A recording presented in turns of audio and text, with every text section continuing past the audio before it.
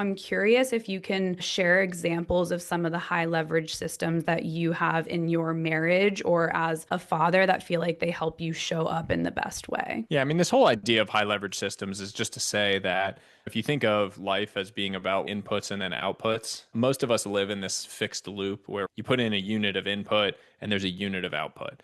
And if you want to create 2 units of output, you have to put in 2 units of input. If you want to create 10, you got to put 10 units of input. That keeps us on this treadmill when you're in that fixed loop. The ideal state is that you can put in 1 unit of input into something and there's 10 units of output. It's asymmetric. It's a small input for a huge output. That is leverage. That is a high leverage system that you're going to do, meaning it's something that doesn't necessarily take a whole ton of energy or effort or time, but it can create a dramatic impact. When I think about that in the world of relationships, there's a couple of things that have really helped. Number one is going through an exercise that I call the relationship map in your own life. You create this map. It's a 2 by 2 matrix. So if you think of the x-axis going across as being about the quality of a relationship, from kind of demeaning on one side to very supportive on the other side. And then on the y-axis, from the bottom to the top, you have the frequency of that relationship, from low frequency interaction to high frequency. What you want to do when you look at that is basically create a visual perspective on the core relationships in your life and where they sit on that map. Create an understanding in your own mind of who are the very supportive and highly frequent people. Those are great. We want to continue to invest in those. Who are the people that are very supportive but less frequent, that maybe I want to lean into those more because these people are really lifting me up, encouraging me to think bigger? Who are the people that are way too frequent and very demeaning, like those sort of toxic relationships in our life that I need to lean away from? And then, arguably, the most impactful, who are these people that are sort of hot and cold? The sometimes demeaning, sometimes supportive people, ambivalent Mm. relationships, if you will. Scientifically, ambivalent relationships are the worst for your health because those are the people that you let in when they're supportive and loving, and then they're the one that stab you when they're in. Mm. And they've run studies where you put someone up in front of a crowd of people and you either have them be like booing a whole ton or you have them cheering a whole ton, and then you have a crowd that's sort of mixed. And the mixed crowd generates the highest sort of stress and blood pressure response from the person speaking. It's the most uneasy in your life. You kind of know that when it comes to relationships, but identifying who those people are to have a clear perspective on it so that you can create systems to avoid or to lean into these people is a really helpful starting point when you think about improving your relationship, your social wealth profile. Romantic relationships, when it comes to those from a system standpoint, the single best system that has helped us in our relationship is a very simple one, which is called the helped, heard, or hugged method.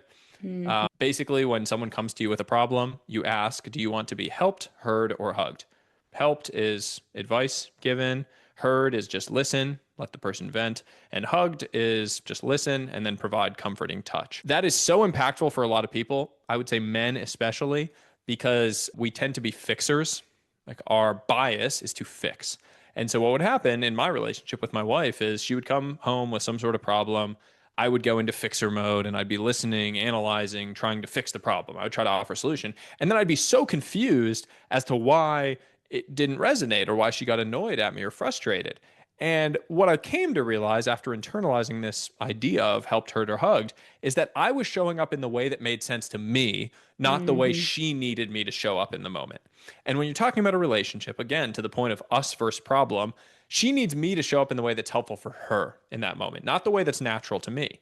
And so learning to ask that question to develop a pattern for how does this person want me to show up in these situations, unbelievably impactful in terms of your ability to navigate those little and larger daily challenges that you might come into. Yeah, I love that. And I've found that sometimes it's helpful on my end if I'm communicating to my husband and I know he has the tendency to jump in and help versus hearing what I have to say, that I can sometimes set that tone by saying, I just want to be heard right now. So it can kind of go both directions if you have something you're looking for from the conversation. Yeah. Yeah. And I think the broadest point on that is communication. Everyone knows like communication is really key in a relationship. One thing that we have found, particularly in the time period since our son was born, he was born 3 years ago, is that in relationships, scientifically, 80% of married couples say that their relationship got worse in the year after their child was born. Crazy statistic. 4/5 of married couples say their relationship got worse. Biggest driver of that is that all of a sudden you go from being in a relationship where you are each other's most important person to suddenly there's this new thing, being, who is both of your most important thing. And what happens is a lot of people lose sight of this connection between the two of them, and you just focus on this one to the child. And when that happens, you start losing appreciation for one another. You stop vocalizing appreciation. There stops being that connection of what you two need. That mission sort of gets clouded. The remedy or the antidote to that has been for us what we call this idea of a life dinner. Mm. Once a month, we make sure that we're carving out a date to sit down and talk about that bigger picture mission, both of our own goals and priorities and things that we're excited or nervous about, and then also together what it is that we're going and trying to create. What are we working on? What are we, looking to do in the months ahead?